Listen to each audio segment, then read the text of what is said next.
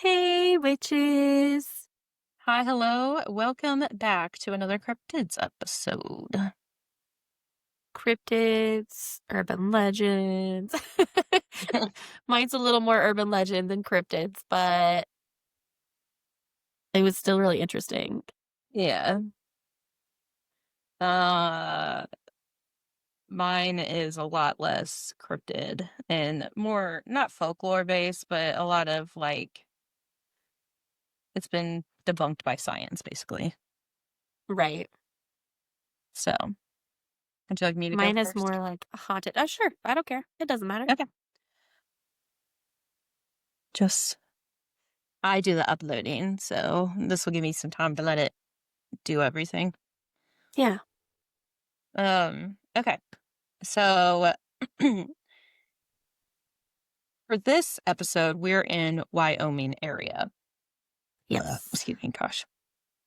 And so I chose the San Pedro Mummy. Um, so yeah. Um, I will be talking about a mystery that actually began in a cave and can kind of stretch deep into native folklore. But this is called the San Pedro Mountains Mummy, who is also known as Pedro. And we're going to talk about the little fearsome little people called the Nimorigar. So it's the early 1930s. Two gold prospectors named Cecil Maine and Frank Carr are exploring the San Pedro Mountains when they stumbled upon a sealed up cave. As they're looking for gold, you never know, you might find it all in there. So inside, they actually find something more extraordinary than gold. It is a tiny mummified figure sitting cross-legged. Pedro, as he has come to be known as, was only about 6 to 7 inches tall seated, maybe 14 inches standing, and weighed roughly a pound. His features were eerily human. He had wrinkled brown skin, a flattened skull, thin lips, and even fingernails. According to historical accounts, Pedro was actually discovered in a cave about 60 miles southwest of Casper, Wyoming, trying to give you a little area of where we're located. Pedro became a sensation. He was displayed in drugstore windows and later by a Casper car dealer. He was marketed as a 65-year-old pygmy, and we'll talk a little bit more about pygmy later. By the 1940s, he was encased in glass and shown off to curious crowds, but by the 1950s, Pedro vanished. His whereabouts actually remain unknown to this day. There were newspaper headlines like, "Did a race of pygmies once live in America?" It fueled public fascination and suggested Pedro might be evidence of a lost race. This sensationalism kept the mystery alive even as scientists began to weigh in. So now that we got scientists involved, let's talk a little bit about the science versus mystery. X-rays in the late 1940s and early 1950s revealed something shocking. Pedro had adult-like teeth and vertebrae. At first, this fueled speculation that he might be a member of a mythical race. However, experts concluded that he wasn't a cryptid at all. He was likely a Native American infant with something called anencephaly, which is a condition causing severe cranial deformities. Is this a case closed? Not quite. Because of Pedro's discovery, it reignited whispers of an older legend, the Nimmenrigar. Dr. Larry L. Shapiro, who examined the mummy at the American Museum of Natural History, stated the examination concluded that it was an phallic infant, the appearance of a miniature adult as the result of an deformed head. This finding shifted the narrative from cryptid mystery to medical anomaly. Years later, a forensic anthropologist named Dr. George W. Gill reinforced this conclusion, saying that on Unsolved Mysteries, the mummy was not a hoax, a pygmy, or an old man. These mummified remains belonged to an infant, maybe a Native American, who had suffered from anencephaly. Gill explained that Pedro's adult-like teeth and vertebrae were misleading indicators caused by a congenital defect. It's not proof of a tiny adult. Gill even examined another small mummy nicknamed Chiquita in the 1990s. These tests at Denver Children's Hospital confirmed it too was an anaphalic infant, bolstering the same conclusion. Here's a little brief timeline. I know we kind of went through like a few decades, but the timeline of Pedro's journey began in 1934 at his discovery. In 1936, the affidavit confirming the details. 1940s, he was put on public display. In the 1950s, he disappeared. When the 1990s came around, renewed interest came through of this, and it was through TV investigations. And the ultimate possible conclusion of who this mummy actually was. So each layer or each stage ended up adding layers upon layers to the mystery and the folklore. And obviously, you're going to have people who believe both of them, none of them, or the more common of it's just a mass distraction from something else that's happening. So let's kind of talk a little bit more about the fearsome little people called the Nimerigar. In Shoshone and Paiute lore, the Nimerigar were small, fierce beings, 2 to 3 feet tall. They were muscular with sharp teeth and poisoned arrows. Their name translates to people eaters. These were mischievous fairies. They were warriors. They were known for killing their own sick and elderly, as well as raiding camps. Stories place them in Wyoming's mountains, including the very region where Pedro was found. Folklore casts the Nimerigar as terrifying figures, only 2 to 3 feet tall. Again, the muscular, all of that. Because the Shoshone and the Paiute tribes and some other tribes, they often spoke of raids on their villages. They also spoke of livestock theft and even child kidnappings. And all of this were often carried out by these fierce little warriors. This legend wasn't necessarily isolated.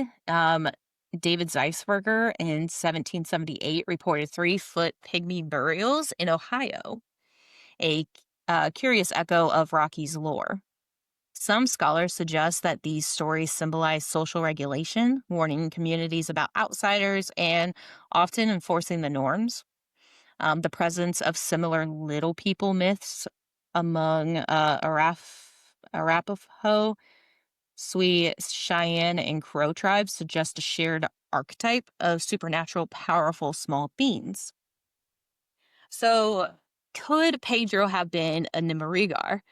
Science says no, but the legend still persists. But next question is, were there modern sightings? The Nimerigar aren't just ancient myths, because in the 1970s, hikers in Idaho's Owyhee Mountains claimed they saw a 2-foot figure carrying a tiny bow. They found small footprints and a foul odor lingering in the air. In the 2000s, locals near the Pedro Mountains reported hearing strange whispers and chants, but no hard evidence was ever concluded or found. But it's enough to keep the story alive. So, to kind of recap, Pedro was found in a cave that was essentially sealed off to the world. It was a tiny little mummy, very small. Many people believed it was this ancient race of fierce warriors. However, his medical records and medical studies have actually shown his, I guess, his little mishap of a life is just like an anomaly, a medical anomaly that can happen based on like 2 to 3 other cases. However, the Nimmeriggar still remains, and well, the legend remains, and it still reminds us how folklore and science can often collide in pretty fascinating ways. Yeah. So are these tales just cautionary myths to prove norms and keep others, in line? Or are they echoes of something real, a lost race from once upon a time? But that's really all the information I could find on them. So it's really, I guess, for you to decide what you believe in or not. Nice. I love it. Cool. Mine is more of a haunting slash apparition. So not really a cryptid, um, more of an urban legend, but it's really interesting because there isn't any historical occurrence that gives any kind of credence to this apparition. So there is a river in Wyoming called Platte River, um, and this is the Platte River Ship of Death. So this is a phantom vessel on the Platte River that appears in late fall with a frost-covered crew and a corpse. Um, we're gonna get more into it later, but there's no way that this particular ship that people see could have sailed on the Platte River. It's not that deep of a river. It's not conducive to that type of ship. So and when I picture this in my head, I'm picturing like the Flying Dutchman. That's what I'm thinking. Like, um, so the thing about seeing this ship though, there are three occurrences of people seeing this ship on record. Um, but it's kind of like an omen that if you see this ship, someone that you love or know at least is going to die. Um, the first record of this is in 1862. There was a trapper named Leon Weber, and he saw his fiance's body on the ship's deck with the like frost covered crew. And hours later, his fiance died. The story repeats in 1887.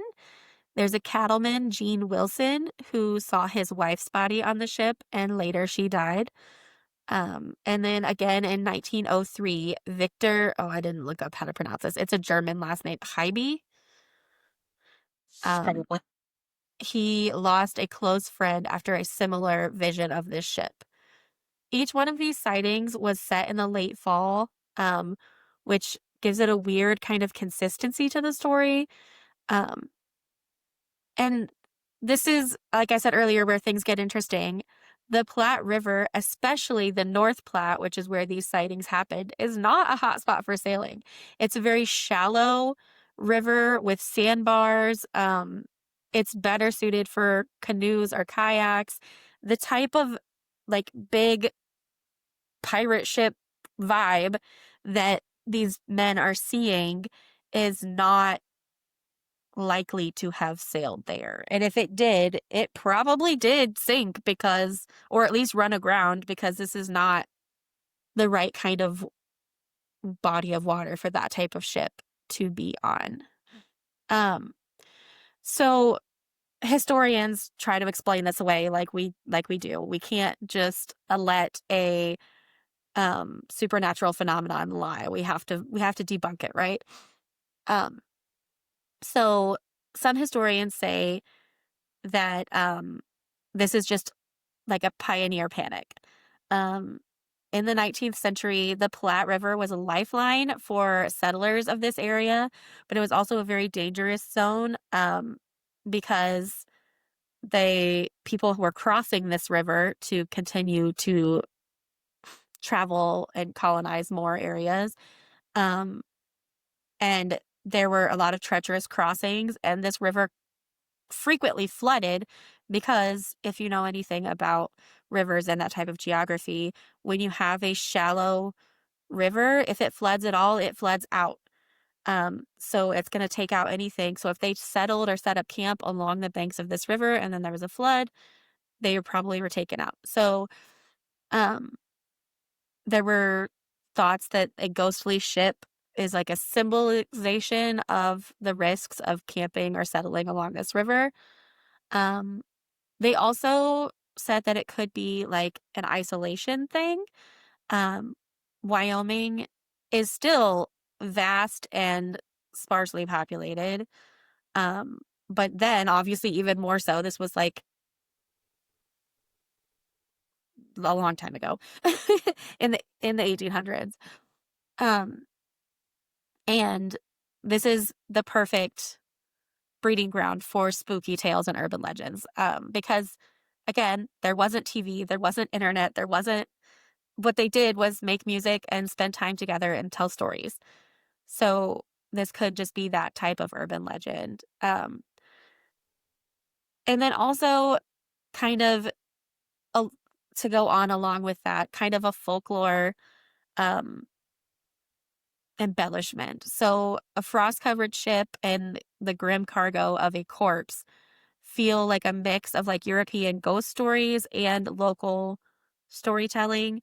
Um, so they kind of probably mesh those together or possibly mesh those together um, into a local legend because who doesn't want a local legend? True. Everybody loves a local legend. Um, the legend also reflects Wyoming's history as a frontier state where isolation and danger were a frequent reality. Um,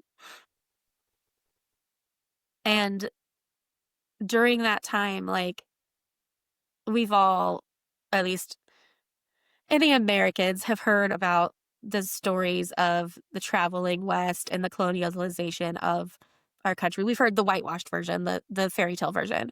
But in that version, we still learn about how much death happened um, on these trails. Like I'm specifically thinking of the Oregon Trail. Um, we learn about how many people died and how many people didn't make it to their destination. Um, and so this kind of thing would feed into that. Today, this legend is kind of a spot of local pride. Um, it's one of the things that gets told frequently to the tourists that do go there. Speaking of that, if you're wanting to go there, um, the Platte River between Torrington and Alcova is accessible. Um, and it does have scenic views specifically, and I'm going to pronounce these wrong. So anybody in Wyoming, I apologize. But Guernsey and Bessemer Bend are particular spots that would be nice to visit. And if you're wanting to go visit this place specifically because of this urban legend, late fall is going to be the time to go um, to kind of soak in the atmosphere of time that these people saw these things. And also, like, just a personal thought, like, early settlers of this area were probably hungry. They were probably eating um, like flora that was not necessarily like they didn't know what they were eating. They were just eating what was available to them. So this could have also been a hallucination. Um, Listen, have you ever watched like Tombstone? no, of course I haven't watched it. Okay, so like I don't like westerns, but like honestly, it's really really funny because there's a part where like one of the like cowboys or whatever, like one of the people in the group is Native American. I think he's I don't know what from what tribe, but like they smoke peyote, and one of them starts seeing shit, and he's like shooting up into the air while the other one's having like he's becoming one with Mother Earth, so he knows what to do, and everyone's like basically high, and they're all doing their own damn thing, like tripping. So like Yeah, it maybe. could totally be something like that too. Um, and then also just like a grief response, right? Like you have to in some way make sense of your grief. And especially in a spot like this where likely these people that were traveling like with their fiance or with their wife, they were probably traveling alone or with Mhm. like a group of other people that were not family. So like It totally makes sense for your brain to make up like this fantastic story to deal with that grief. But that is Honestly. the death ship of Platte River. Um, so those are our Wyoming folklores. And to find out where we're going next, Don't worry, where I'm already pulling it up. oh, I already have it pulled up, girl. Oh, perfect. So, we've got our Google Earth. Can you see it? Mhm. Okay. I'm feeling lucky. I'm Go not. away. Oh, what is this? Indonesia. Indonesia. We will be Hell going to yeah. Indonesia next. Oh, this will That'll be be fun. Yeah. yeah. Sweet. All Woohoo. right. So the next cryptid will be Indonesia. So Yeah, well, until next time. bye.